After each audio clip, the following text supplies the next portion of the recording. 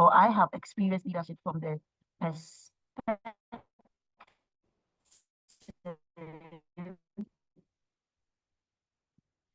I'm looking at leadership from the perspective of being it a calling, a purpose, or a ministry. You know, when it comes to leadership, we are all leaders in one way or another, driving your own life. You are the CEO of your life. What to do? Nobody knows you better than you because you have to sit by yourself and know what you want to do and all of that. That is leadership. So you need to know your purpose. You need to know your calling. Calling is different from ministry, which is very much different from, let's say, a healer. A healer, but the person works as an accountant. The person's ministry is like singing. So you see the person juggling 4 different things at the same time, and they are doing it so well. You wonder, do you even sleep? Yes, they do. Charity sleeps, Diane sleeps. It's part of the calling. Each and every one of us here do stuff. Jeremy has been to different conferences back to back, and I am so proud of the man he is becoming. And I know you've got a lot to go. Jeremy is one leader who is not backing up.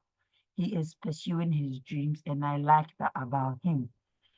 We say, know your temperament if you're the vet or the vets. That's what they will tell you. Know your vision and know your mission. What do you see? Where do you see yourself? Sometimes people joke about certain things on social media. Where do you see yourself in the next 5 years? And then someone says, I can't even see myself in the next 5 minutes. How do I see myself in the next 5 years? There are certain jokes we do not want to associate ourselves with. Know your circle because they will help you. Knowing your circle because they will really, really help you. I don't see how you are in innovation, you want to innovate stuff, you want to grow your mindset, and you are still with someone who has no idea about what innovation is. Someone who has no idea about what challenging the status quo is. Leadership, young people, innovation is all about changing the narrative for the better, challenging the status quo, come what may. I have found myself in a lot of organizations where I have been the youngest, but then I have been given the opportunity to man a lot of affairs. Not because nobody knew, but because they saw that there was fresh blood, they saw that there was new ideas always popping up. So nobody was willing to be a stumbling block. And of course, if you are very stubborn like me, being a stumbling block is not something we've even seen as part of our challenges. That is not challenges we are looking at.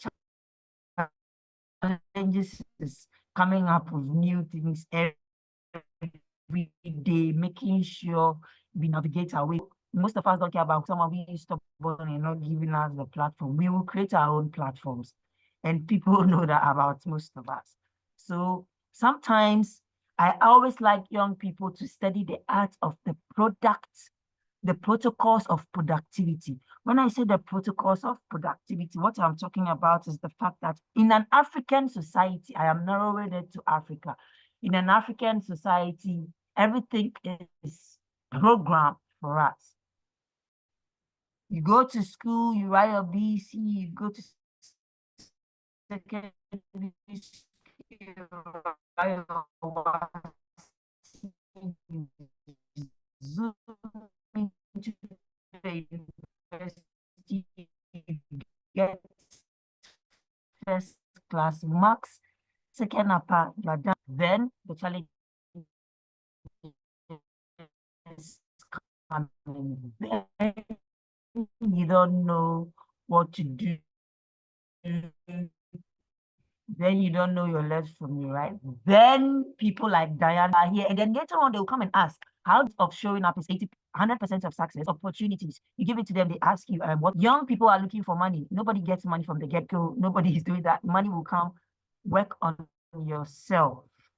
So what I'm trying to say is that Africans and innovation is more like a typical African mother following a prophet. Nothing you tell them makes sense. Not, let's do this. They don't get it. They don't support it. They don't do it. If it is political, they will be there. If it's not going to help the greater good, nobody cares about it. It's always a challenge. Yesterday, I had an argument with a very old man. I didn't care. I had to have that argument for him to understand that young people being innovative, young people venturing leadership to change the status quo, it's got nothing to do with disrespecting adults. It has got nothing to do with disrespecting adults. It doesn't mean we know so much. It just means that give us the avenue, let us show you what we can do. And definitely you're not going to be impressed by it, but then the best you can do is to say, how can I support it? That's it. Because now most young people can come together and do one or two things, and then you will be amazed. And then that is when they come up to say, well, I know that point in time, we don't care. We've been able to man up. We've been able to come together to do that. Now we have come to notice that desire is not just something innate, it is something you develop. You don't just wait for the desire to come up. You create that appetite for it. So the moment young people start creating an appetite for something good, something innovative, something that there is nothing you can do to change it, especially if they've seen the light and they've seen that this is what can help. Once they decide and they make up their mind and they are determined and they discipline themselves, they try to coach and mentor themselves, read books, explore, discover, they practice, assess, and start praying. Nothing you do will change their mind. That is something I sometimes let African adults study about. But then, of course, we live in a global world and we see opportunities here and there and we see them created for us. How do we become innovative? Diana says, Africa. Africa, I do not appreciate the fact that is it Esther? Esther said, well, it's Africa. That's a no, no, no, no, no. We need to fight to the end. We need to actually fight to the end. When you start fighting, you don't get the support. But when somebody sees you and they like it, they're definitely going to join hands with you and they're going to do what's best. So I always, whenever I'm talking to young people like myself, I'm not coming to state theory. Oh, leadership is when you can change the better to influence somebody to do something they don't want to do. And those are manipulative, narcissistic speeches. I have heard them over and over and over and over and over. And we see leaders in that very same space who are not doing anything because we have given them some form of subscription, an ascribed form of leadership. When your time is up, you go. We'll pay you for you to lead. No, no, no, no, no, no. We need to start changing that narrative. The narrative we need to start changing is to deal with certain myths. That's position myth, where I have to say that I need to get to the top before I can lead up. If I'm not at the top, I will not be able to lead. It's a myth. It's a position myth, a destination myth. I will learn to lead when I occupy a top position or when I get to the top. And no, no, no, no, no. People will listen to me when I am at the top because then you think you'll be influential. No, I have my reservations about influencers and influence, but this is not one of them. I will be in control when I get to the top. It's not true. A lot of people at the top, they know nothing about leadership. Nothing, absolutely nothing, nada, nothing. I will no longer be limited or I can do whatever I want when I'm at the top. No, we see young people doing everything they're doing and they don't care about being at the top. That is why we are always saying that if you are doing something and you don't care about who gets credit, then you are being an actual good leader. Because that's what leadership is about. It's about all of us coming together to say, hey, this is the challenge we've identified. Let us provide a solution to it. We don't care who gets the credit. At the end of the day, it's going to say a group of young people came here. This is what they did, and this is what they've been able to change. And that's the goal. That is what we are looking at. If I am not at the top, I can't reach my potential. It's a lie. You see, growing up, we have been stuck up in these social studies topics, which makes us so limited in a lot of areas. Sometimes you have to wait for the green light. There is nothing like a green light. Nobody Nobody's holding any green flag to wait for you to say, oh, it's green, now you can go. There is nothing like that. Just do it. Just do it. We have to do it. And if I'm at the top, I won't. If I'm not at the top, then I won't bother to lead. I don't care. That doesn't make sense at all. That does not make sense at all. Why? Because the ethics of leadership, is all about integrity, integrity, character, attitude, keeping your promise, adopting the reality principle. When I say reality principle, not always going for yes, not being afraid to face the truth, being able to be open to truthfulness and honesty, being confident, being assertive, but being also open to the idea that you can't be wrong, but then you are open to be corrected. Being confident and not being blind in that confidence. Do you get it? Honesty, fairness, not compromising our values, morals, just to settle about anything. And I like how most of us are trying to turn over that leaf to be able to do a lot of things. Now, when it comes to innovation, now let's talk about innovation. I mean, we all know leadership. Class prefect was a leader. You know how there's this class prefect who always, okay, I'm writing names of talkatives. I'm writing names of talkatives to show. And there's always that silent person who one day rise up and talk, and they'll be like, wow. So this person can talk. Wow. And now we silence the class prefect because now there's someone who can challenge you. You get that there's something like that. So as young people, I believe that we can not to shift blame like Adam did and shifted blame to Eve. We need not to forget ourselves when we get to the top. Esther almost forgot her people, and Mordecai said, if you think you will not be affected, then you are one of us. We need to see sometimes you see things like the Deborah generation, the Esther generation, the Lydia generation, it's because of the things they did to change the status quo. Last time I told someone that women actually enjoy a miniature of what women fought for biblically. And they were like, wow. And I said, yes, it's because we are not actually, it's how the society has been created. Hierarchical, and then we put men at the top, hierarchical, and then we put men in the middle, patriarchal, we say give it to the men, and then now we have to fight for the women, and now fighting for the women, we go the extreme, and now we leave them, and now people can't even focus on what is right.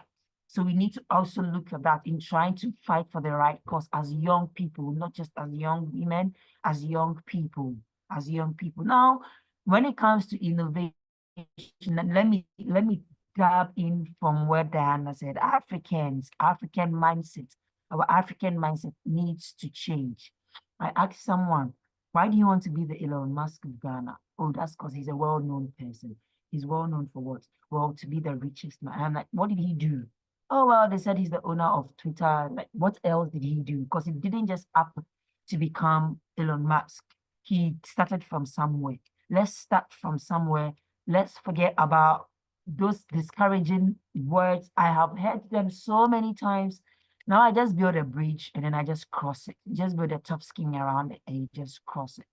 Just move on. You just move on. Sometimes you hear things that you people are rushing. You people are rushing so much. You're not even seeing anything. You're not even seeing anything. And then in the next 5 years, these very same people, so when you had the opportunity, what did you even use it for? If we are doing the right things for the right reasons, then I don't think we are rushing.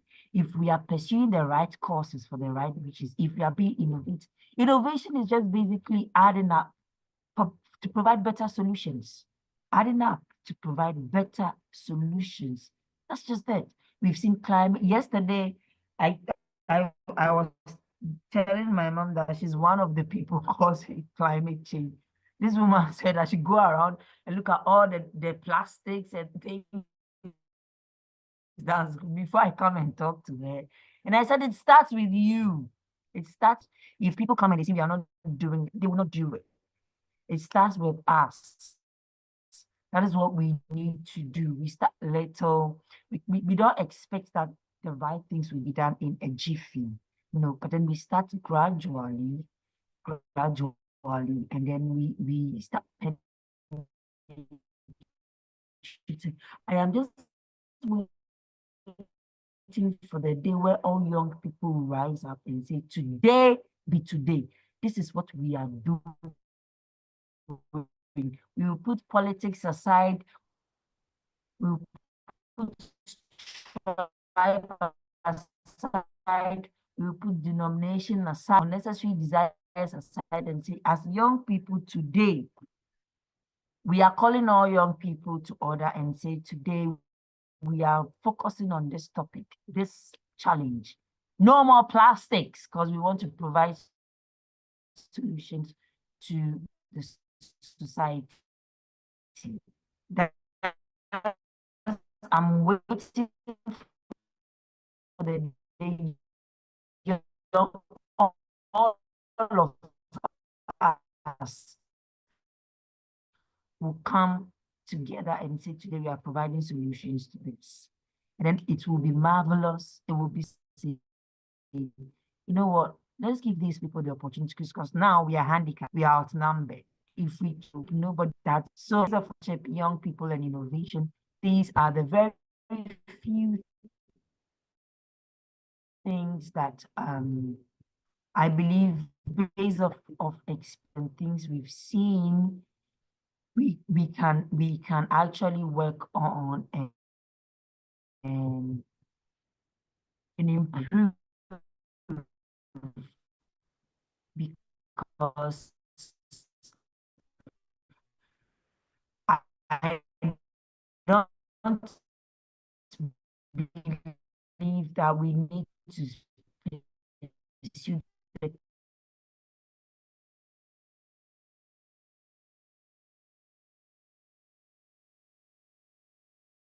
Oh, I think we lost Janet there. Wow, she was really dishing out some, some gems. And I tell you, Janet is very much, motivated when it comes to young people and leadership, and she has a lot to say about the matter. Whilst we wait for her, Esther is saying that, so how do you change the mindset of Africa when the mindset has been that it is a problem? Do you think all young people have the same mind? Do you just say tell, debate, and come out with a solution? Well, Janet is not here. Would wait for her to come, address this this question. But to just give a response, or to anybody who wants to banter or give any kind of response, I'm going to say that it's not everybody who have the same mindset. Everywhere you go, there are people who, okay, I think Janet is here. Hi, Janet, are you able to speak? Hello. Hello, Hi, sorry. we lost you. We lost you. Yeah. Oh, sorry. Where did you Esther had a question. Yeah, Esther had a question. However, you see this submarine thing, we need to, how can we come up with a submarine or something, provide our own internet? Tech hustle, let's do something. Of course. I don't even know why we are not thinking about it. That's the problem. We all of us, including me, we sat back. They said there's a submarine issue. And we are all saying, okay, it's a submarine issue. So we don't have internet. And nobody amongst us is thinking, how can I, build a submarine? Like, what, let me just do my small work, go to my office and come back, So Esther has a question, Janet. Okay. I was saying that it starts with the individual. However, she said that how do you change the mindset of Africa when the mindset has been that it's a problem? Do you think all young people have the same mind? Tell, debate, or come out with a solution? Yeah. Okay. Thank you very much, Esther. There's something I call conformity. None of us have the same mind. We all don't have the same mind. Believe me, most of us have very great minds, but we conform to the African standards. You know, you are shaped by your environment. You are influenced by your environment. So in coming up with something, no African youth has the same. There are some African friends I know from Madagascar, believe me, they are more hungrier for change than anything. But the question is, the people at the top. That is why I said our African society is concentrated at the top.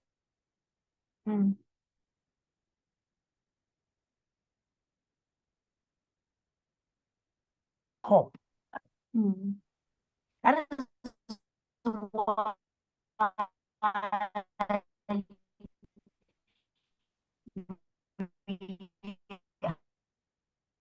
Hi, Janet. I think you are breaking up now.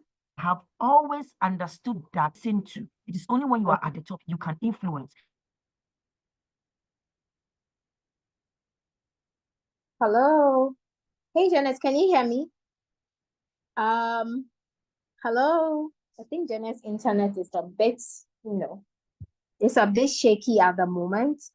Jen, I would have to let it's you. Only when you are at the top, you can actually, everybody's height is.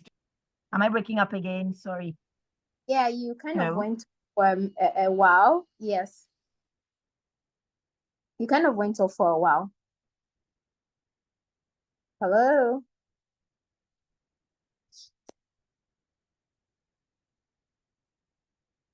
Hi, Janet. Okay. So you know what we're going to do? You're going to put the question there, hold it off so that Janet can connect properly. And also, obviously, because of our time, trust me when I say Janet has a lot to say about this matter. And so, of course, let's reserve the question for her. And then she would come back to, address the question appropriately. If you have any question, just put it in the chat. Let's rack our brains on this matter. Innovation, technology, leadership, youth, anything around these themes. We'll be happy to, have a conversation around it. Next on our agenda, we have Miss Diane, also a very strong person in leadership, youth development, policy, climate. Currently, Miss Diane is the CEO of Brand Up Guys, a digitech agency, consulting agency. She's also a global shaper. She's actually the vice president. So you can just imagine you have two vice presidents here of the global shaper genetics for the Yali alumni. And of course, she's also here to share some thoughts around leadership, youth, anything, her thoughts, her belief, her philosophies with us. So without much ado, Diane, kindly go ahead and then, speak. Let's give her the virtual round of applause. Hi. Hi. Good afternoon once again. I am still hiding somewhere, so forgive me if the background, sounds a bit noisy, but I hope you can hear me. Yeah, we can. Awesome. Was I the one you were introducing? Of course. It seems like it wasn't me for a minute.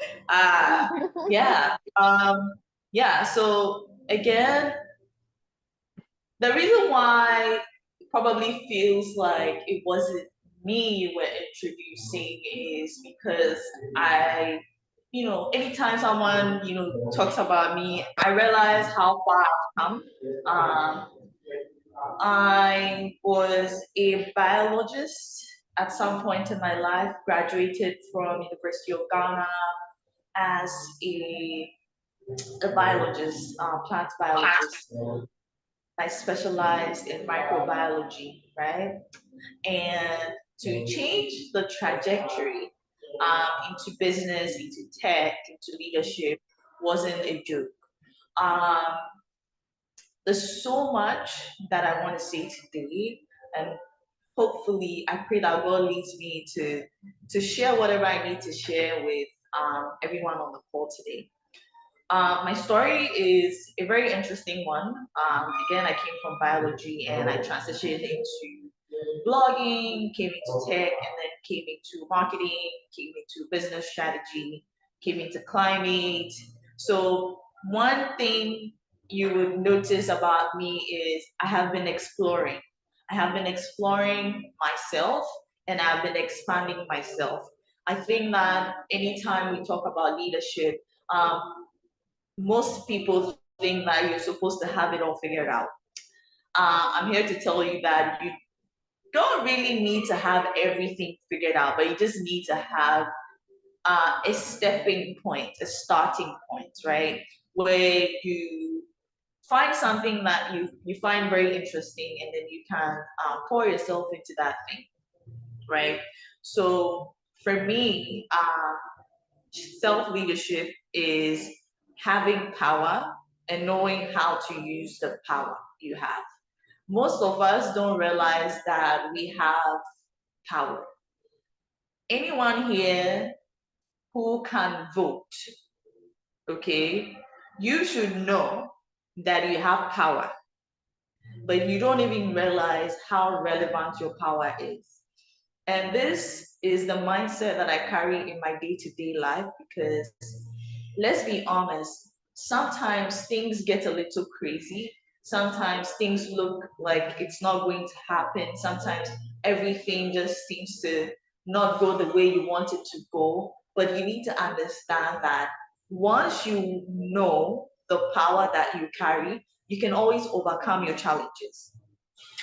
While I was figuring myself out, can you imagine? My mom was so worried about me. She was like, "Oh, you should find a job. You should do this. You should, and this is literally the voice of a lot of people. And I know a lot of people face the same things. While you're trying to discover yourself, while you're trying to find what your voice is, you have a lot of people that care about you, that would tell you that, hey, this thing that you're doing, I don't think is going well. And they mean it. It's not like they don't want to see you succeed. They mean it out of love, right? And so sometimes you should understand that um, you can be directed in the wrong way with love, right? That's why you need to understand yourself. You need to understand your power.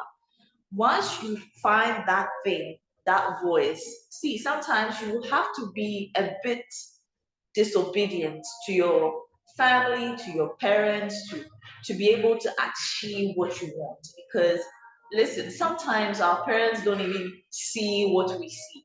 They don't see the vision that we see. My mom right now is my biggest supporter, and I'm even here with her, but she's somewhere in the building. But my mom right now is my biggest supporter because she's seen. I told her at some point, because she was giving me a lot of pressure, and I told her at some point, you need to let me figure this out on my own.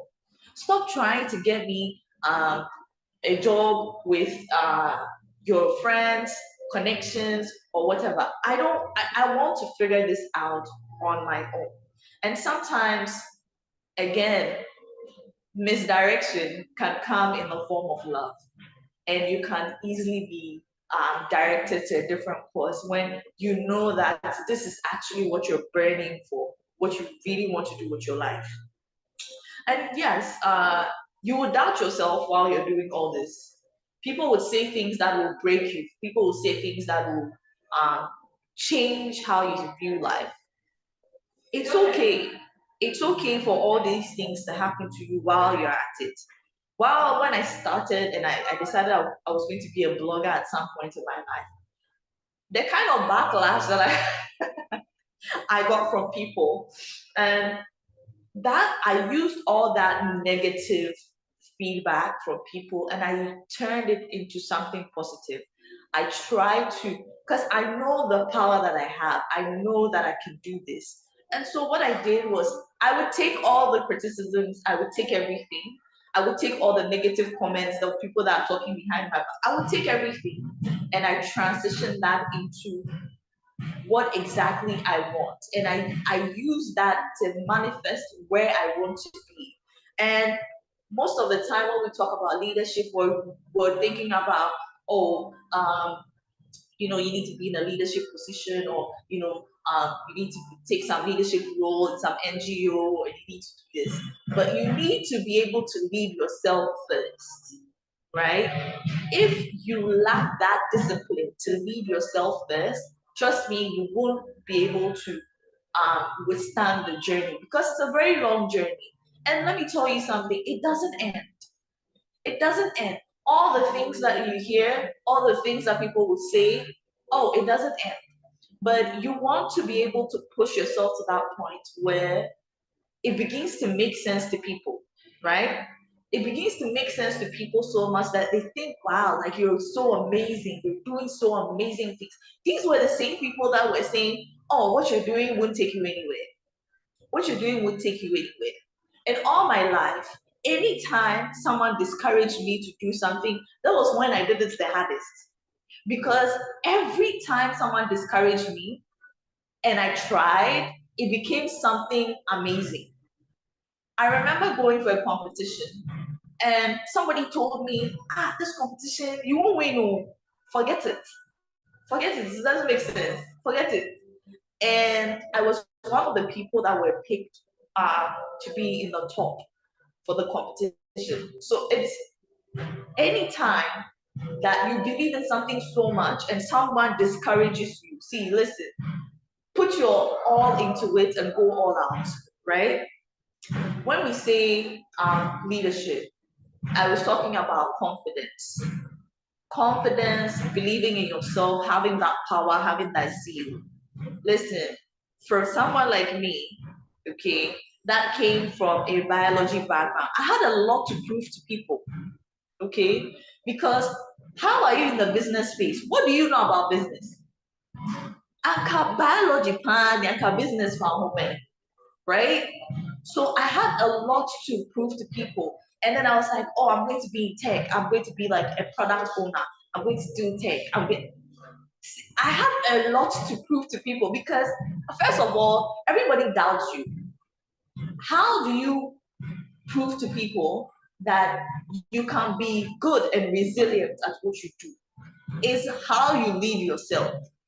So for someone like me, I knew that anytime that I didn't feel my best on a situation, my friend told me, the reason why you're not confident about a situation is because you lack information about that situation. So anytime you're feeling less confident about anything, throw some information around that problem. One thing that I'm very good at is learning. In all the years that I've been doing all these things that I've been doing, the one thing that I can tell you is I have sat down for hours.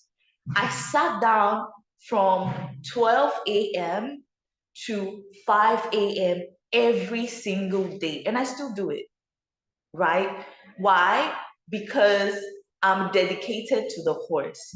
I'm dedicated to where I'm going. I'm dedicated to what I want to learn, right? And I mean, to you, maybe your schedule won't allow you to do things like that, right? Because I'm an entrepreneur. I can do a lot of things and get away with it. But you need to be able to sacrifice some time to be able to get to where you want to go to. And sacrificing time doesn't necessarily mean, today I'm just going to use a Saturday to watch some YouTube TED Talks and stuff, right? Okay, it's good. But how does that add to your life, right? I am very specific. In every point in my life, I have a need, I have a problem that I need to solve, right? And so I find the most amazing courses. And my friends call me the queen of courses. I have like 30 plus certifications, right? I will learn. You will see me at dawn and I'm learning. as if I'm going to write the exam tomorrow morning. Because that is how I approach it. That is how I approach life.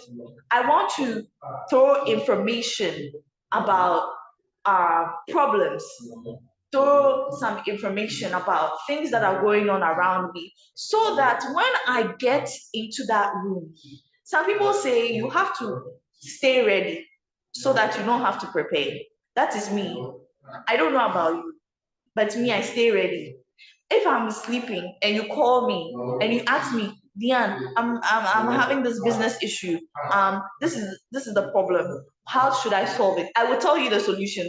And I just woke up. I don't need to go and read and come back, right? Because you need to stay ready. And most of the times, I think a lot of young people were used to being spoon-fed, okay? Because our educational system allows that. We're used to being spoon-fed. And so we are not able to take initiatives on our own. We're not able to learn on our own. We're not able to, push certain narratives on our own. You're always looking for some type of validation. And when I started off, I think I had that challenge as well.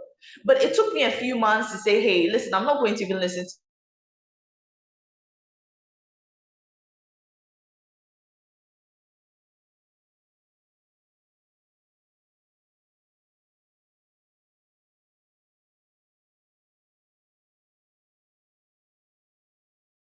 I'm just going to do me, my own style. You need to be able to put yourself in certain positions. See, it's a crazy world out here. Yeah. It's a very crazy world out here. And so you need to be able to figure out things on your own. You need to be able to learn things on your own. You need to be able to identify your talents on your own. You need to be able to identify what your interests are on your own. You can't really be the person that's always dependent on someone.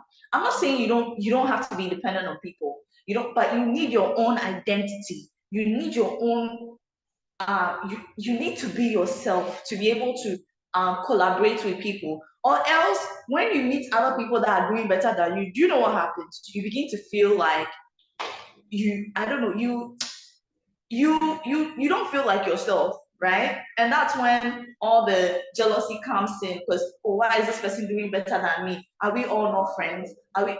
No. Once you're able to find your voice, find your identity, stand in that identity. See, nothing nobody would say scares you.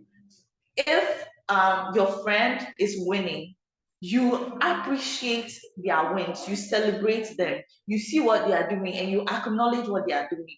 It doesn't scare you because you are on your own journey, right? And so when it comes to leadership, see, there's a whole lot that I want to say about leadership. But one of the things that I'm going to say is build your own confidence. Okay, find your voice and don't lose it. Find a specific problem, yeah, that you want to solve, yeah, and make sure that you throw so much information about it that you become an expert in that field, that problem, that solution. Find all the other diverse ways that you can provide solutions to that problem. Yeah. And now when you find that one thing that makes you so excited and gets you giggly, or a few things that you find exciting and you have information about, see, don't keep quiet. And one of the things that helped me propel what I was doing is I wasn't quiet. These days I've been a bit quiet because I'm working, right?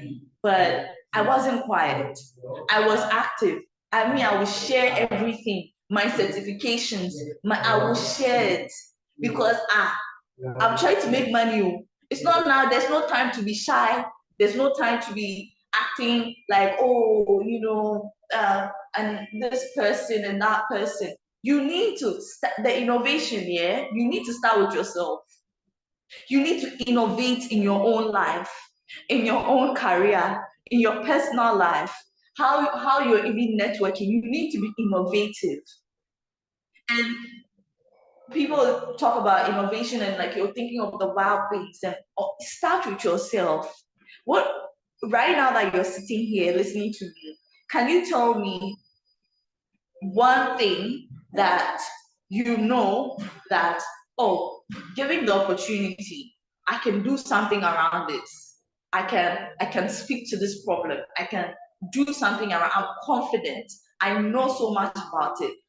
I'm well informed. See, someone told me one thing. Before you go and ask anybody for any type of information, Google it first and make sure you've read. You see, on Google, they have different pages, right? Make sure you've read from 1 to 10. Make sure you've read on Google that topic. You've read from 1 to 10, page 1 to page 10, before you even go and ask anybody anything.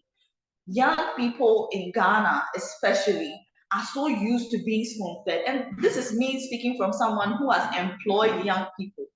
You're used to being spoon-fed. Like, even because they don't know how to innovate on their own, they are not proactive when it comes to solutions, doing something, pushing themselves out there. Listen, unless you tell them that, hey, madam, wait to her before they place a thing here, right? And this mindset needs to change. And it's not just like a mindset. You need to be intentional and take actions, because if you don't, it affects you in all areas of your life and you don't even realize it. Once you start to be that person that does things on your own, you don't need to always go and ask mommy or daddy for approval for certain things. You begin to find that independence. And I think most of us in Africa, we have that challenge because we usually grow around our parents, and we live at home to a certain age. And so we become very dependent on our parents, and we listen to their advice. And sometimes your parents are the best people to advise you, right? But there are other times where you kind of need to also make some decisions on your own. And that's what, like, you need to step into adulting properly and think for yourself properly. And that's like a great way to start your leadership journey. There's also, I put out like a few actionable steps that I think you should, use, right? The first one is have your own vision.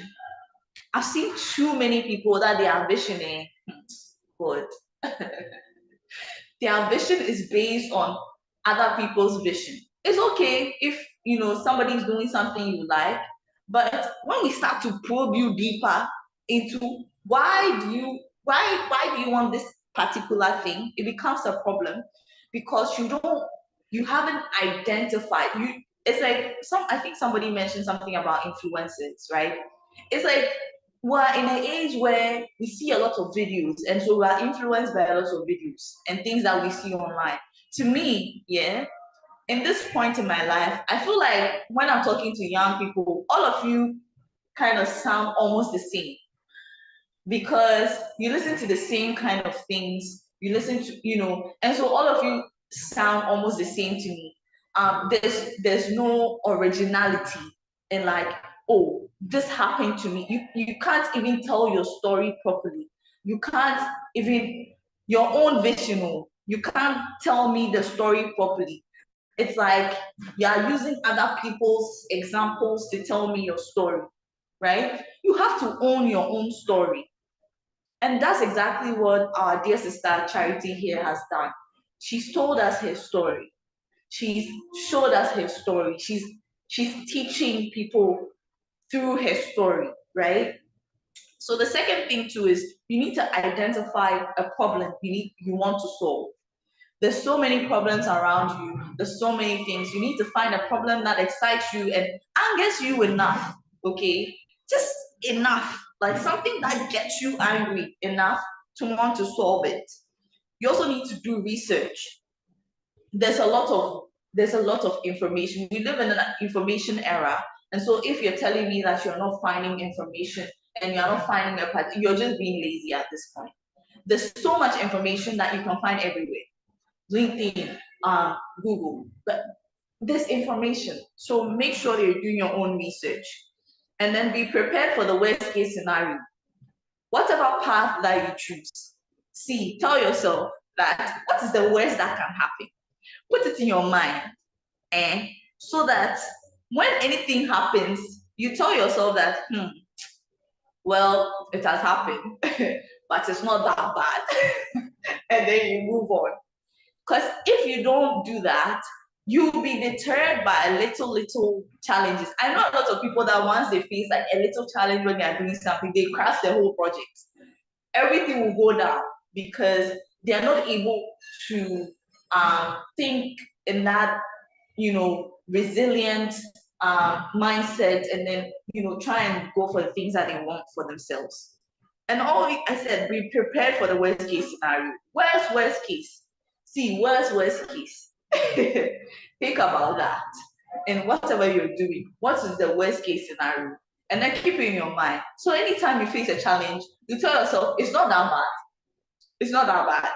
Oh, this could have happened, but it's not that bad. And then give it your all. Sacrifice your comfort. Because I told you I'm real. I don't sleep well. I don't know. I think someone said you sleep. Me, sometimes I don't sleep because the kind of fire that is burning in me, it won't allow me to even sleep, right? And I know that everybody has a different path. Everybody has a different journey. See, somebody said that you don't know how fast the lion that is chasing me is running. So when you see me running, you might think, oh, I'm running too fast.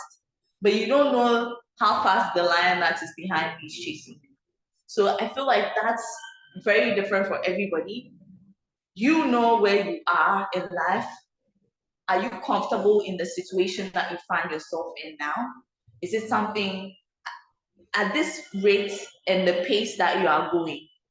In 5 years, if you are going at the same pace, where would you be? That's a question that you need to ask yourself. So while you are innovating and creating all the amazing solutions in tech and climate, don't forget yourself, because you need to be the person that leads yourself to be able to lead others. So that's it for me. I'm gonna see what's happening in the chat. Yeah. I think if you have any questions, you can share here as well. Over to you, Charity. Yeah. Okay. So, Diane, there's a question here. Very true. I think Esther was talking around the time where you said if you're an entrepreneur, you have all the time. However, if you are working, your time is a bit limited. And so she's painting a very real photo here where she said, when you're trying to figure out yourself and lack financial aid, which most of the youth are facing, you definitely try to get a job to support yourself. So how do you still, innovate, self-lead yourself, do all these other things too? Yeah. So finding see, when it comes to jobs, yeah, I'm gonna say this. I'm not the best person to talk with when it comes to jobs. In my entire career, I would say I've had only one professional corporate job. On my journey, I was freelancing. I already knew I wanted to be an entrepreneur. So again, it comes down to what your skill sets are, right? While you may have some amazing skill sets, or you probably don't have a skill set, that you can really use to make money on your own, and you find something, make sure that innovation, whatever self-leadership that you need, will come from your job, right? And I realized that a lot of young people are so eager, especially when they graduate, because again, I have a couple of employees. So when they come out of school fresh and then you hire them, I don't know, it comes with some level of being pompous, okay? I'm sorry to say this, but it comes with some, I don't know, but you need to be humble, okay? To be able to learn from people that are doing things. you really need to be humble, because if you don't really have the skill set like that, you don't really have a direction that you're going like that, you need a job to, sustain your home, take care of yourself, and do all the things that you want to do. Great. But make sure that you're using that job as a pilot to learn all the things that you can learn on the job, so that if you want to be an entrepreneur, you can take the same skill sets and apply it in your business, or if you want to go higher in corporate, you can apply those skill sets and things that you've learned in other spaces, right? And again, let me say this, let me touch on this again. Don't be pompous. Don't be, see, the kind of people that I've dealt with, God, the kind of people that the kind of people that I've dealt with, it's like you don't really know much, but you also won't be humble enough to learn stuff. And you're carrying yourself like, you're a graduate and you just came out of school and you have that mindset. Meanwhile, you don't have any experience. You don't have any track record of anything. People that are higher than you, like, have done a lot, and you come and be disrespectful to them, be pompous in the way they talk to you. When they give you more job, you get angry. See, me, when someone gives me more job, I thank God, because if it's something that I don't know, right, it gives me the opportunity to go and research and find out. There are lots of things that I didn't know how to do. Someone asked me, "Oh, Diane, can you do this for me?" Right? Because I've worked with maybe 3 tech startups, right? And I held leadership positions in all of them. And so somebody can come to me and say, "Oh, Diana, can you help me with this?" I'm like, "Okay, sure." And then I go and find out how to do it. So that's also like another way to lead yourself, because you can learn, and you can even pick specific people that are doing specific things. Like, you want to learn software development, but you yourself, you've come in maybe as HR or something. You the tech guys, you be asking them questions, you be telling them to plug you to some trainings and stuff. When you have questions, you can go to them and ask them questions. You can build some type of friendship with them so that they can help you out, so you can also grow. So that's like another way of looking at it. Yeah. That's amazing. Then I think Diane really answered the question. So Esther, I think what Diane was trying to drive at is that you can be a leader, you can innovate at every level of your life, whether you're an entrepreneur or you're actually working. And so from her experience, I have also had some employee situation like that. From her experience, when you enter a workplace and you interact with the the different people who are working, you will be able to tell who is the leader and who is not. You can easily tell by their attitude when you give them work, how they behave, how proud they are, at every level. So if at the time, let's say, Esther, I don't have the money to support myself, so I'm doing something else at the time, but I really don't want to do this, that is when your innovate, like the power to innovate comes into place.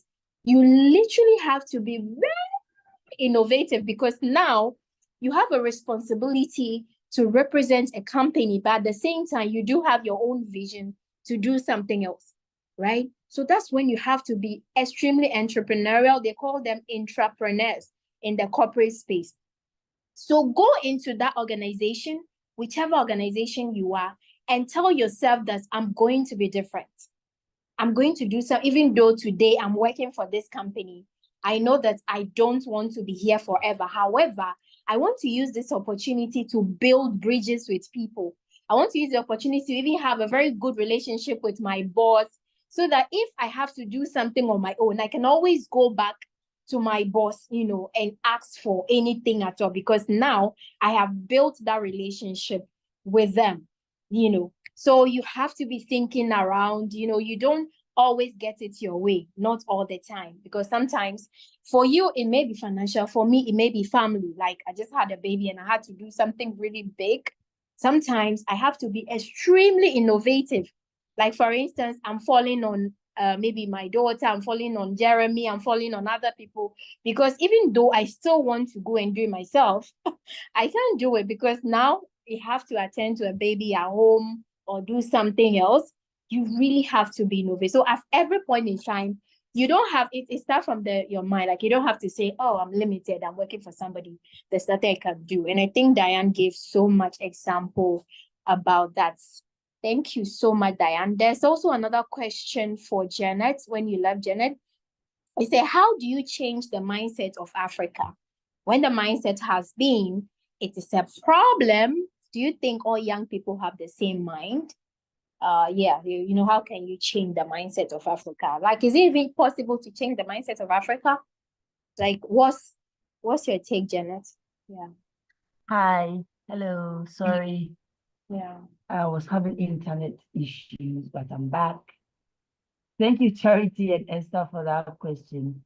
You know, the same person that told us that, I saw this on social media and it was funny.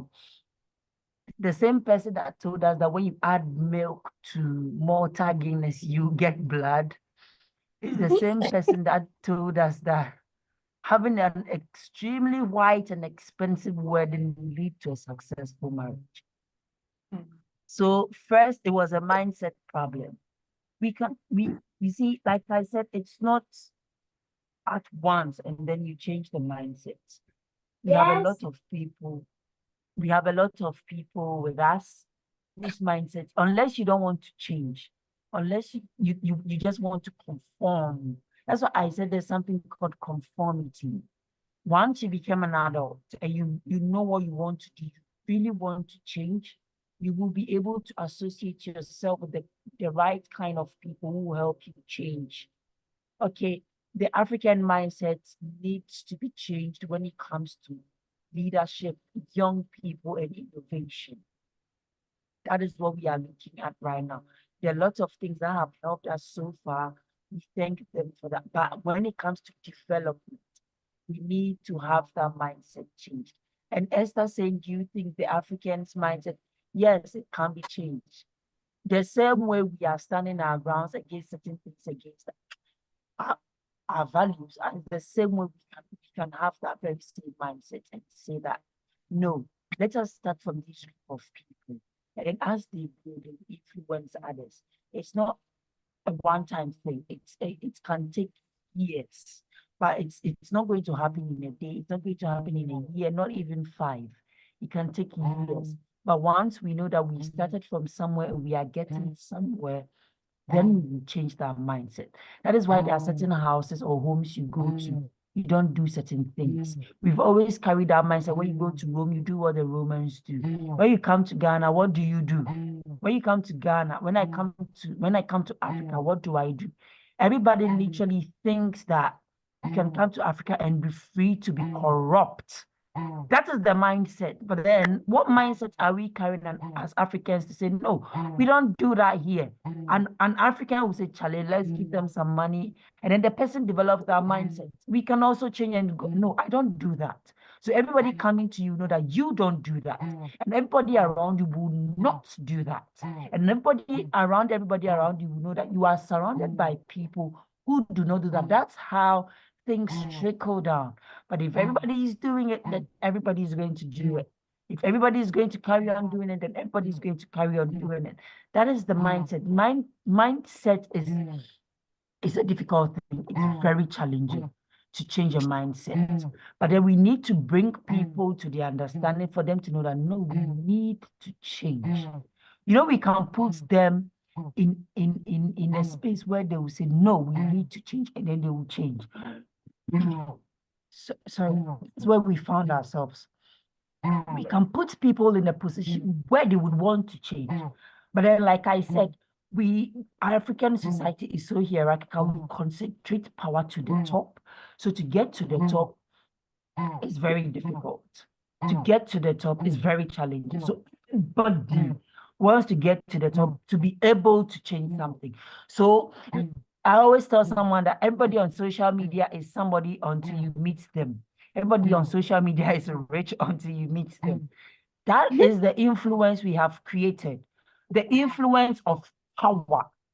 Oh, I have some power here. I have some power there. That's why when someone says, do you know me? Do you know me? Do you know who I am? They're not referring to them. They're referring to the people around them. That is the mindset we can change everything if we want to change it. We can literally change it. That is why I said I'm waiting for the day all young people who rise up and say we do not want this thing must change. And then all the leaders will know that no, the young people have seen the light. There has been an awakening in them. But you see, today we organize this conference, then only few people are transformed, the rest go sleep on it. We organize another one, only few people are transformed. So me, I like it when we organize things and only 10 people like us are here, because from this, we tend to have the time to absorb and digest everything every conversation we are having here. And we now break them down to see how we can apply them to our lives and things around us. It's not always about the numbers. We always want to see the numbers, and then we think we are doing something. No. That is why there's a Chinese adage that says, leave your child for me for 6 months and your child will never be yours again. It's about the mind, all about the mind. That is why we see the Westerners as second to nothing. But then when it comes to African concept, we reject our own selves for them. We reject our own good initiatives for them. You see young people coming up with something so sweet and nice and like, hey, this thing, will people like it? Yeah, people will like it. Put it out there. If they don't like it, so what? Do something else. Do something up.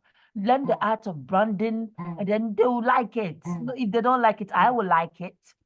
So what if they don't like it? Do something else. We need to do that.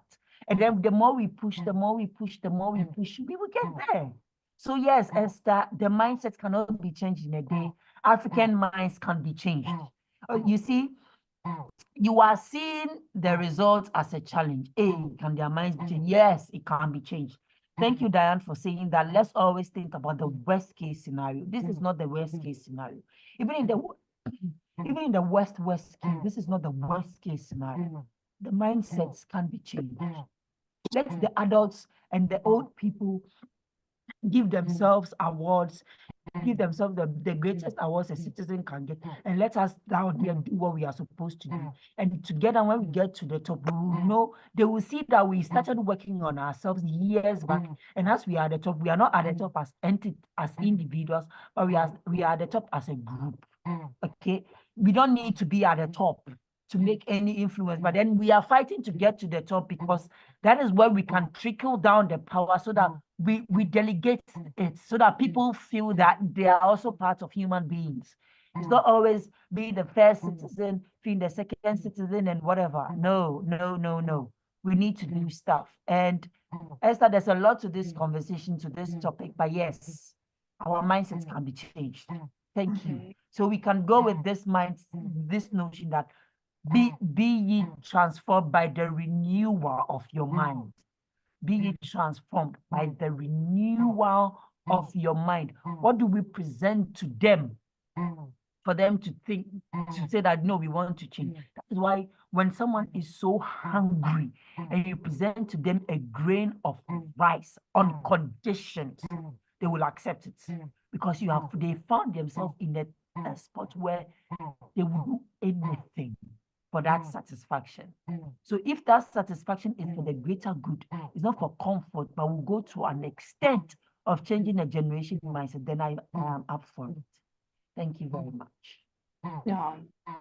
Thank you. Thank you so much, Janet. Thank you. That was really good. Diane is going to be leaving us. I think she's in town, so you can connect with her on LinkedIn, more active LinkedIn. But really, thank you so much, Janet, too. You guys have really spoken well, talked about personal leadership. There's actually a question, though, about, must you always know where you are going at a point in time. There are times where you genuinely don't know what direction you are going. How do you go about it then? So, Miriam, I don't know if Diane is still, because I think Miriam asked that question when you spoke about you must have a vision, a direction, at some point. If you are not gone, maybe you could quickly just chip in at 1 minute. We are way behind Okay. our now. Yeah. All right. I was running away and then somebody brought me back. Um, okay. You kind of need to at least have a fair idea of where you want to start. Okay. You don't always have to have everything figured out. Again, I like to say I'm a generalist. I'm one of those people that say jack of all trades, a master of none but better than a master of one, right? I know a lot of things. You don't really need to narrow down or figure out just one thing that you want to do the entire time. Okay, you can always change your mind. Maybe this year you're feeling like I don't want to do this like that. It's not as interesting as I thought it would be for me, and my journey has kind of changed a bit. So I want to diversify into other things, right?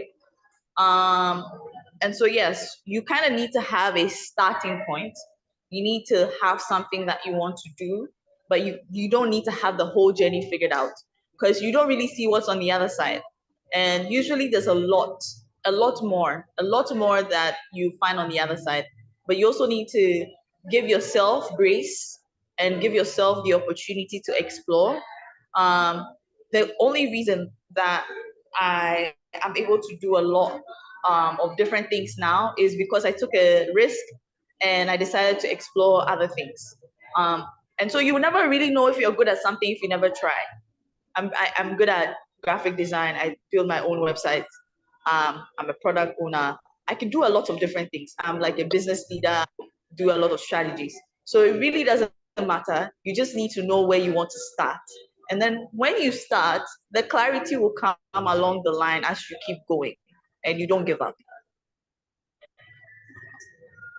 Oh, wow, that was it. I think that's the perfect. Miriam, won't you agree? Yes, yes. That's true. That's very true. I honestly don't have anything to add to that. And to what the answer Jenna gave, that yes, the mindset can be changed. I do have so many philosophies around leadership, and just to share a few before I move into the presentation, right? I built my leadership philosophy because I'm Christian. Of course, if you are Muslim or any other religion, kindly pardon me when I share this. I have so many people in the Bible that I draw leadership lessons from, but one of the people that really kickstarted my personal leadership was a man called Daniel. People call him Prophet Daniel, right? The Bible says that when he went to the king, he was taken from his place to Babylon. They were all tested, group, and he got to his 10. And the account was that he was so excellent that he had to be put at the top. And that was it. That message was preached by a mentor that I know, you all know, Dr. Otabil. And that was a time where I was in senior high school coming to the university. And I said, guys, like, I have to follow what this man is saying. Ever since, I have taken absolute responsibility for any action that I take. The second philosophy that I can share with you is from a movie that I call, was it Katherine Johnson? I don't know if you've watched Hidden Figures or Hidden Heroes? Yeah.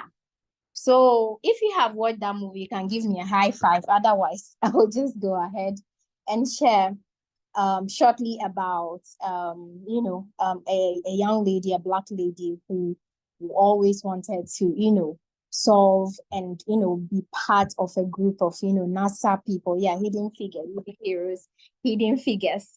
And you know, one of the scenes that really got stuck with me for years, even after that movie, I followed her. I literally watched that woman die, like literally when she was dying in the hospital. Was that it was a time where the guy was in the space and then he was stuck. He was asking for Catherine, and they were like, no, she's black and she's a woman, so she can't get into the room, right? And the guy would die in the space. And so they had to do, like, against their better judgment, against every other, doubt, they had to bring him in. Do you know what that scene did to me? It told me, in addition to Daniel, is that it doesn't matter the color of your skin. It doesn't matter your gender. It doesn't matter whether you are tall or you are short, you are black, you are white. You need to have the solution. That is how you win in the world of innovation. You just have to be brilliant. You don't have to appear brilliant, which is one part. You have to excel in what you are doing. And for me, that has run through everything. When I went to my current organization at the VGC, I sat back and I was watching, what does this organization need? And what is it that other people don't have? So I was very careful. When I get into meetings, I'm listening. Oh, nobody is doing these automations for us. Oh, we need this tech, but who is going to, check how, like software integrations generally. And I realized that nobody was doing it, but people were so good in project management, graphic design. I said, look, girl, like this is it. This is what my boss thinks is highly important. And so if I have to be one of the highest paid in this organization, then I need to learn, right? So, of course, the leadership philosophy of being exceptionally good comes in, right? And so I get into work. And my daughter is here. She can tell you, there are times that I take on like courses that are like hundreds of hours. Like I sit down from morning to evening, I get on breaks, I come back. I just want to have that expertise. I want to be too good, I can't be passed on, right? And so when I appear into meetings and I'm talking, I'm not talking out of him because I know my stuff. And so that is one of the leadership. And then my third leadership philosophy is to start with you, right? So I've been in, by God's grace, I've been in policy making rooms with big people, professors and all these, they are talking about why the government is not doing that, why the government is doing this, and then organizations are supposed to do this. And I sat back and I said, look, if I can't go to maybe the owner of MTN and say, stop taking bribe, or go to at this point in my life, even if I post it as a young person, they're going to dismiss it and say, oh, what do you know? What experience do you have? Nothing speaks more than results. That was my third philosophy, right? So I told myself that anything that I need my children to be, anything that I need my friends or the people that I want to influence, I need to be that person. If I need people to stop lying, I personally have to be a truthful person and make them not want to tell, lies and stuff. So I realized that the leadership I needed from others had to start from me. And a classic example is the president of Senegal. I mean, this guy is sending shockwaves all over the world. I'm sure one day he woke up and said, look, I'm going to be the youngest president ever in Africa. And I have a conviction for it. Maybe he may not have thought about how his decision would have affected other African countries, would have affected other conversations, other diplomatic rooms, boardrooms, and stuff. But today, this man is the president of Senegal, and we are all shaking our head. We are like, guy, this is possible. I can go for this thing that I want. I can go for it. I can go for it. And so there are lots, but these are some of the 3 things I feel that will be great for this meeting. And so we've come to our final thing. Share your thoughts. You can ask your questions. Janet, I believe, is here. I'm sharing my screen. So if I'm not able to, see the chat, that's why. So share your thoughts, share your questions and all that. However, the main purpose of this meeting is to share with you a very important initiative I have had. I have lived this initiative for years. after secondary school, when I went to university, I wanted to be different. Not popular. These are two different things. Not popular. I just wanted to be different. I wanted anybody that encounters me to say, I picked at least this thing from Charity. And I feel that as I have come to tech, which is like an industry I so much love, even though, of course, it's not the answer to everything, but I love this industry. If there has to be anything I have to give back, then it has to be in that industry. So today I'm going to present to you an initiative, a very dear one. You can ask your questions, your thoughts in the chat, and then I'll check it out and answer them as soon as possible. So let me start this way. So somewhere in 2016, I was in a fellowship called UWAT, is Unlocking Women in Technology at iSpace. And I built a very amazing innovation. It was an online marketplace for home products, right? It's called Mukafrik. Okay, so I was deep into this 1 year fellowship. I built it myself. Under guidance, I was able to get some APIs around from the backend guys, integrated it, and eventually, changed it to a WordPress online marketplace. Not to bore you with the details, I faced a problem. And that problem today, many years ago, I wouldn't have noticed it. But the problem I faced was called growth. Growth. Somebody say, is growth a problem? Yes, it is. So at the time I was growing, I was increasing. The vendors were asking, where can we keep our products? What if every day you are asking us to deliver this product? Where are we going to? It's becoming expensive. I started thinking, I was alone.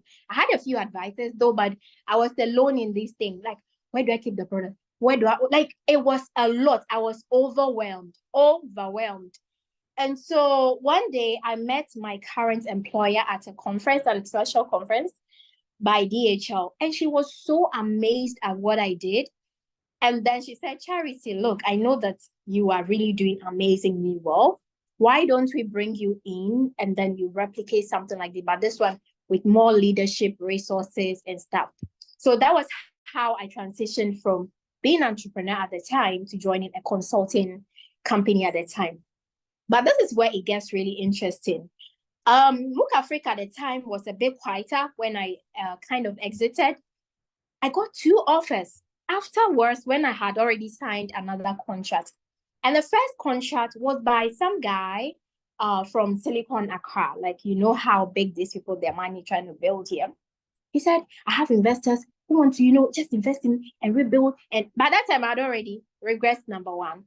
And then I had another person somewhere from Netherlands who said, wow, this is amazing. I haven't seen anybody build this kind of marketplace. I've seen a lot of more fashion, but your kind of products are a bit distinctive. So, I would want to partner. Another regret, I haven't taken my time, right? So once I started thinking about all these other conversations, should I quit? What does my contract with this other company say? What do I do? Do I come back to rebuild? It was a lot of, contemplation. And so I started interacting with other people. Our company does a lot of training in other African countries. And I keep seeing these trends. People building, they don't have much knowledge. They have some knowledge. They are growing. They don't know what to do. Then the company, somebody steals their idea from them. There's a lot of stuff, like crazy stories out there. And so I started talking to people. I started opening up about my story. I started telling them about the importance of learning, the importance of networking, the importance of collaboration, the importance of reaching out, the importance of learning around the business. If you are a fashion designer, you are not only sewing, you are building a business. So you need to think around the power of scaling, how to grow and stuff like that, right? So that brings me to my next slide. And that is when one day I saw this statistics, right? For those of us who are quite familiar, this is the world skills clock, right? Skills around secondary and digital skills. Now, this statistics even changed my life further to push me into action. I realized that the fact that I will go to events and just talk about it was not enough. When I saw this statistic shared by one big industry player, Miss Regina Honu, 83% of Ghanaians between 15 to 24 years do not have digital skills. I couldn't sleep. I still cannot get myself over it. And I started thinking, so does that mean that all these people I meet at their first FinTech awards, are they only just the part of the 20 or the, let me put it, the 15 or the 17%? But this is where it gets really interesting. Let's take all these 83 of the youth out and let's focus on the 17% of people that we know have some kind of digital skills between the ages 15 to 24. What is the problem? The problem here is that those 15 people who are youth, please pay attention to the age bracket, would not be able to build anything out of their digital skills. If they choose career to, advance in a tech career, or maybe build something like an innovation and entrepreneurial path, they would not be able to advance in that because there is still something lacking aside of the little digital skills that they have. So in all, in Africa, Charlie, we are doomed. And mind you, I had already gone for a 1-year coding and, business development fellowship. And that was a challenge I faced. So you can just imagine those who don't even have it. So we have a double barrel. So the fact that we are solving only in digital skills is not enough. We have to add something to it so that the little people who have digital skills, like the Vice President of Ghana would say, we need to push them. We need to find a way to push them. So I did something first. I wrote a book, right? That book took me a long while. I started in the pandemic, writing inspiration, trying to find ways, if there's a way I can encourage, because at the time where I joined my incubator, the one incubator, 2016, 2017, we were like 60 something. By the time we're done, we're like 4 or 5 of us. People are not encouraged to learn difficult things, but the difficult things are the future. So I knew that there is some kind of inspiration that people don't have the real idea how these things can help them in their life. And so I started, when I wrote Tech Hustle, I started interacting more, talking to people, those who have read, those who have not read.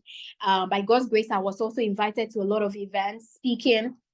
And then I realized that this same issue that I faced building MOOC Afraid has become a bigger issue. If you are here in this meeting right now, and you know how to code, you know how to build the software, but for some weird reason, you have an idea, a big idea, and you don't know how to proceed, then you were like me, many years ago. And that's a big problem, right? And so that takes me to the next, why I was so much into Tech Hustle and then Black Tech Lead that I'm introducing today. Traditional tech education focuses more on coding, neglecting the essential leadership skills necessary for innovation and impact. Because the outcome of any coding class is for you to build a career or build an innovation. I'm talking about entrepreneurship, right? That's the end goal. But if after learning, you don't know what to do, what is the point, right? And then secondly, this skills gap limits young people's ability to become the next generation of tech leaders. I think Diane or Janet said something about Elon Musk. It was Janet who said something about Elon Musk. I like to read a lot more about some of these people, like we all do anyway. And it will interest you to know that when Elon Musk was around, I think 5 or 8 years, he was already reading things about physics, space. He already, Charlie, he had an idea, even if he doesn't know what he wants to do in life, he had an idea about something, like what he wants to do in his life. But come to our part of the world. We face a lot more difficulty in breaking into innovation. We don't start early. So how is it that by the time you try to figure it out, you are 50 years? because the roadblocks are many. And because you started after school, after you finish your degree, or sometimes we go back and do our masters. We come back, then we are now trying to figure it out. But tell you are 40 years, happy 40 years to you. Then you are 50 years. You have nothing. I am not lying to you. I have met a 40-year-old woman who says, Charity, I'm confused. I don't know what to do with my life anymore. I've tried. It's not working. Let me just serve the Lord. But this person is so talented. And so I am a big advocate for start early. That is why, even though most youth advocacy would go around maybe SS, uni, I start with from day one. You have to start from young. So I embrace that bracket a lot. So I like to talk about myself as teenagers. However, I talk to more people in that age bracket, right? And so what do we do at Black Tech Lead? Our goal is to help bridge the gap between technical and expertise and impactful leadership, ensuring that the voices of young people and their contributions are heard, right? So we are leading through one philanthropy. It's a social impact initiative fueled by the power of philanthropy. I'll talk deeply about that. And then our mission is to empower young people to become the next generation of technology leaders. I'm sorry, I'm limiting it to tech, but of course, we would open it up to more STEM, sciencey, but for the sake of just branding, please pardon me that we are focusing more on technology. We believe that young people or young minds are brimming with, more ideas and should be more than just coding and stuff, right? So let me stay here a bit more. So our name is Black Tech Lead. I missed a slide that should have expanded more. And what we are doing is just our name. What do I mean by that? Black is very geographical. Like naturally when you hear the word Black Africans, Black this, Black Asians, Black British, it just means like a certain color, right? However, I am bringing it back to geographical location. So when I say Black, it means that my initiative is based primarily on Africans. So wherever you are, if you are Black, you are African, then, you fall as part of it. And then the next thing in my name is tech, right? Like I mentioned earlier, we have a big focus on technology leaders because today, the revolution we are in is more technology, but of course we invite a lot more sciencey people to join us in our drive. And so what do we do as tech? Tech in that aspect is very huge. The first thing that we want to do, we're already doing more. We are doing it in the background, but we haven't made it more official this way. Number one, we sell Tech Hustle or give it out, which is part of this initiative. So we are doing more like sharing Tech Hustle books to people in the rural who can buy, who can, purchase. And then also a bigger part of it is that we are doing trainings for people too. So we go to schools, we go to organizations, we do training on technology. But a bigger part of what will interest you in Black Tech Lead is that we want to raise high-level technology people, right? So when you are part of Black Tech Lead, I'm sorry, HTML is not enough. Or CSS is not enough. You literally have to push yourself into a certain part of how do you call it, like tech field that is very high yielding, right? So the plan is to get people into AI, machine learning, cyber security, product management, product leadership, data science, data analytics, UI, UX, high level technology skills. And if you are a STEM person too, of course, you need to be somebody who is aspiring to be a leader in your STEM field. So these are the people that we are looking out for. That is the tech part. Now, when it comes to the leadership part, so as you can see in Black Tech Lead, we are not only going to do leadership, we are actually doing tech because of the numbers that I showed to you. I am convinced that any organization like mine, which will only do leadership and not tech, may not get the results that we need. So tech is a big part. We will collaborate with other institutions, we'll help people through philanthropy to get certifications in maybe cybersecurity, cloud computing. We will actually teach too as well. We'll get people into other data fellowships, all that stuff, good stuff. But at the end of the day, we need our community people to be high level, high yielding technology leaders in Africa or from Africa to any part of the world. The lead part, which is also part of our name, part of our mission, is where it gets really interesting. So that is the leadership part. You cannot be part of Black Tech Lead and not self-lead. You cannot be part of Black Tech Lead and not understand that you are part of the change. So we are going to do a lot more on leadership too. So let's move to what the leadership content is about. So these are just some of it. This is not all at all because there's a lot we can do, right? So there's public speaking, there's reading. A big part of everything we are doing is about reading. Like you literally have to be a reader. If you can't read or you can't hear audio, is it audiobooks? I'm not a fan of audiobooks, but yeah, other people really like audiobooks. You are not part of, you need to find a way to get information from books, right?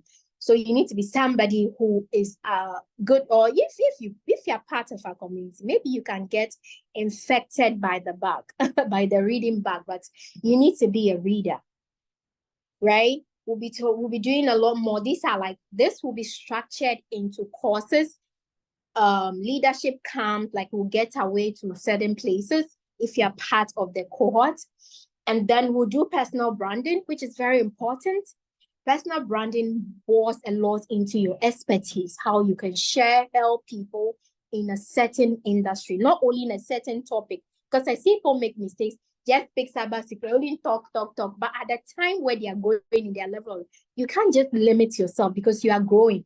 You're not like maybe in a mid-level or senior level where you can, bore down to a certain, but you can pick topics around a certain industry. That's just by the way. We'll do soft skills development, vision boarding, very important. You need to have a vision boarding or a vision. Applying for fellowships, it's very important to me. Now, if you're part of a Black Tech Lead, you need to be part of very prestigious fellowships. You need to put yourself out there. In fact, we're going to push you. If you're not doing it, then of course, out the door, right? So you're going to do a lot more volunteering, like Miss Diane does a lot. She does a lot of volunteering. They move to play, talk to people about climate. You need to be part of a community, share, And then as part of fellowships, one of my visions for Black Tech Lead is that the people in Black Tech Lead have to be people who understand the importance of quality education, right? So most of our people have to aim high. You have to aim so high in your education, right? So the photo that you're seeing here are Susie and Favor, right? I met them at British High Commissioner residence. I got a special invitation to talk about STEM by the British High Commissioner, and I met them there. Amazing young girls. They were at Ames, Ghana. That's a mathematics secondary school at Tema. And now these girls are on MasterCard scholarship or fellowship, whatever it's called, and they're going to Ashesi. So you can just imagine, right? So you need to be very audacious about, if you are one of those people where, let me go to University of Tree, or let me just go to University of water, I'll be fine. The water will be okay for me. Then you are not part of us. You need to aim really high because we understand the importance of global view or global experience. You need to find a way to get into people, amongst people that have diverse views from you. And you can't do that if you're a local champion, right? So you need to, people in our fellowship have to aim so high in education. So you can see where my vision is going. raising high-level leaders from Africa, right? And then networking, of course, most of us know networking. Tech savviness online, of course, we'll be talking a lot more. There are more topics around, mental health, stress, innovation, self-leadership. Dinah talked about finding your voice, and mentorship. You need to have a mentor. I alone can't be your mentor. In fact, I'm not your mentor. You need to have somebody that you can always answer to. And I don't have any problem. This is a very open fellowship, or a very open community, right? And so you need to, find your voice. Networking done right, mentorship is very important. So there are 3 ways we want to do this. We have the General Global Leadership Training, which is a Global Leaders Corner, that's GLC, that you can see at the top here. And then we have those who want to just build tech or STEM careers. And then we have people who just want to build entrepreneurship. So based on your vision, you would, study things so deeply into what you want to do, how you can be a leader in the workplace or a leader in an innovation space, right? So the way, like I mentioned earlier, at this point, I'm looking for people like Jesus to say disciples, right? So I'll be doing a lot of talking. This is recorded, so I'll be sending out to a lot more people.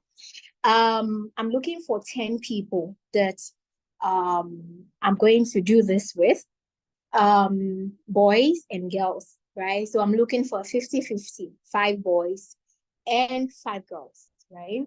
However, it's going to be rolling because people need to be really vetted before, because, you can get somebody in and the person does not read. I mean, like, you're wasting your time, right? So it's going to be a lot more vetted. I want to introduce these people. So these people I call disciples to be the people that will end up, volunteering, reteaching other people to become leaders in the community, teaching other people. And sometimes when we do the school visits or community visits, other African countries visits, some of these people are volunteers or leaders that will take up that mantle, and pass it on as we move on. So as you can see, this initiative is quite a lot. At this point, does anybody have any question at all? Okay, so I put this person here. What can you be after becoming a part of Black Tech Lead? You can be anything. I didn't put anything here. It's just blank, and it's there for a reason.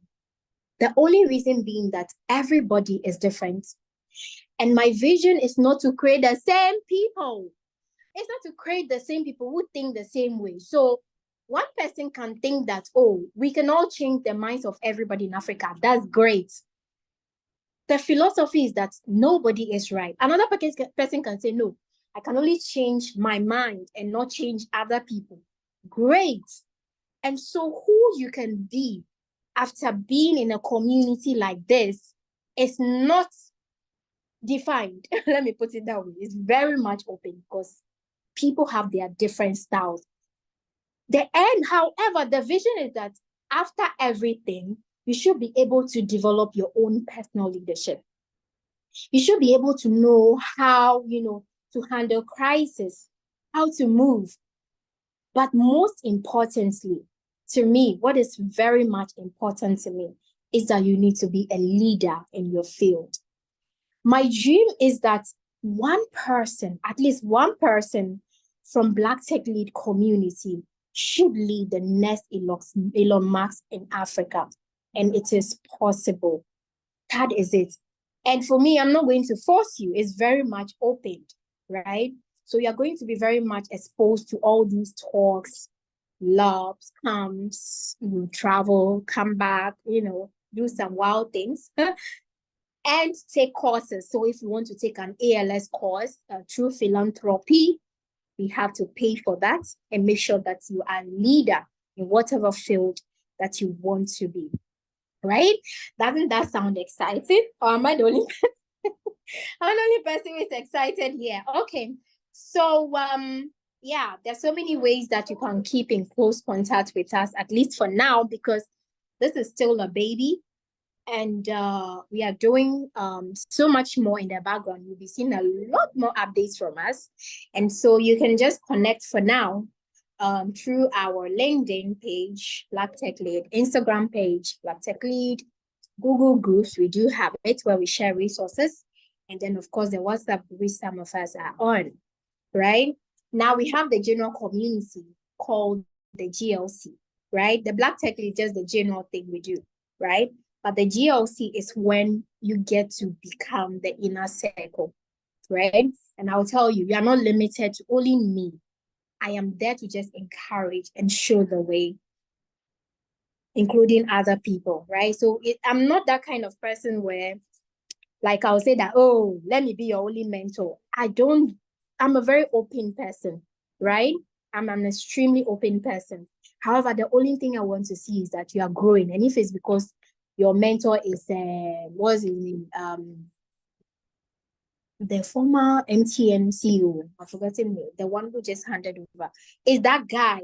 Because I want you to think that high, that's great. You are growing, and that's absolutely amazing, right? And so once you belong to the general community, the WhatsApp, you still benefit anyway. However, if you come to the inner circle, which is the main GLC, that is what I've explained. Like you're like the disciple, where I'll closely be working with you, work with you, and then we'll take it from there. In the future, Black Tech Lead has much more things that we want to do. We want to create, collaborate with high-level experts. And for me, one of the people that I really love is the ALX founder, that's Fred. People like that, people like maybe Jibodi Communications, these people, we're going to find a way to create some kind of, collaborations or partnerships where they create courses around their expertise, right? So aside the general leadership thing you take, you'll be, learning from masters of the game, and not just any village champion. We are very much careful about who we choose. So at this point, I'm going to say thank you. Do you have any question? I think that will be at least the end of my presentation. So I'm going to stop sharing. Yep. Okay, great vision. Thank you, Esther. Thank you.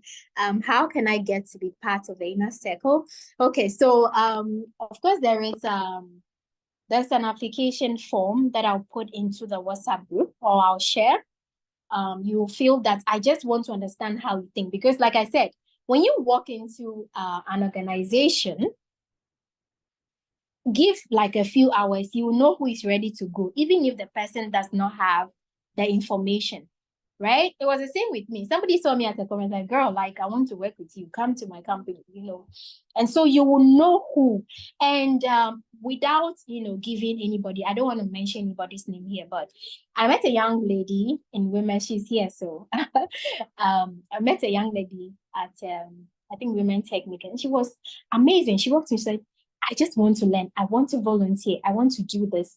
Such a person like this, I don't even have to give her applications, she's already part of the inner circle.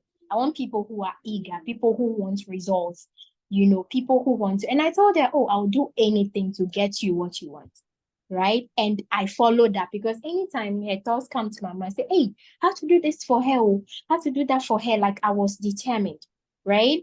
And so once you apply, I just want to know like where you are in your journey and what you want to do. Of course, I'll send the link out, and then we'll take it from there. So thank you so much. Let me see. Nobody had a great vision. Thank you. Hidden Figures. Yes, Hidden Figures. Like, I love that movie. I think I should watch it again anyway. Yeah. Okay, so last words. Does anybody have anything before we close out? Past 3.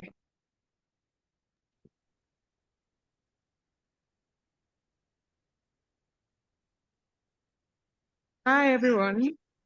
Hi, Joy. Oh, okay. I just want to say thank you so much for this opportunity. Yeah. I'm glad to have attended this meeting today. And I really can't wait for what's next to come. Wow. Thank Thank you you so much. so much. I'm excited too. Thank you, Joy. Please, any other feedback?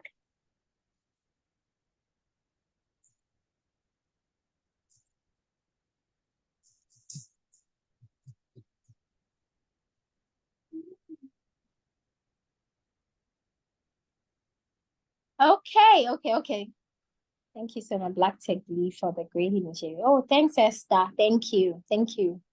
Thank you so much. I hope we get on with something. Yeah, so there's a lot more that I didn't share because of time. This was just like a high level summary, but I hope I've been able to do some justice to the topic. And so, yay. Thank you, Miriam. Thank you. And so I think we are going to end this here because today is Saturday and we have to do other things. And so I look forward to, engaging with all of you. My only message, like Jenna said, yes, Africa's mindset can be changed. Diane also shared a lot more about finding your own voice. And of course, I also shared my leadership, shared about innovation, the state of innovation. How can we be different in a very, kind of difficult part of the world, as some people like to call it. And I hope that you have learned something today in the 2 hours that we have spent here. So thank you so much, everybody. I really appreciate your time and hopefully working with you in the future. There's a lot more in store. So just stay glued to our social platforms as you see the amazing things that we want to do in the space. So thank you and have a lovely day. Bye-bye.